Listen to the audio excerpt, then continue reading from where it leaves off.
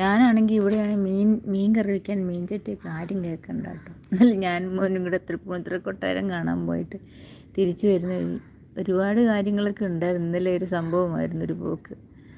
തിരിച്ചു വരുന്ന വഴി ഞാൻ മീൻ ചട്ടി മേടിച്ചു ഷൈജെ.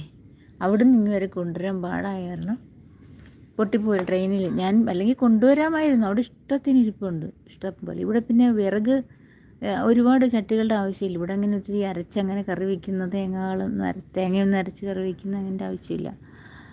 എങ്കിലും പിന്നെ അതുകൊണ്ട് ചട്ടിയും കൊണ്ടുവന്നില്ല. എങ്കിലും മീൻ കറി വയ്ക്കാൻ കൊണ്ടുവരണമായിരുന്നു. ഒരു ദിവസം ഇവിടെ വന്നപ്പോൾ കറി വെച്ചു, മീൻ ചട്ടി ഇല്ലായിരുന്നു. ഞാൻ അലുമിനിയം ചീനിച്ചട്ടിക്കകത്ത് കറി വെച്ചേ. പാരിപ്പള്ളി എത്തുന്നവരെ വാച്ചിങ് ഉണ്ടാവും ആണോ? ഓക്കെ. അലുമിനിയം ചീനിച്ചട്ടിക്കകത്ത് ഞാൻ കറി വെച്ചു കേട്ടോ, നിവൃത്തിയില്ല. അത് പിന്നെ ഇന്നലെ ഞാൻ മുന്നും കൂടെ വന്നപ്പോൾ ഒരു ചട്ടി അതിനുള്ള അടപ്പും വാങ്ങിച്ചു കേട്ടോ.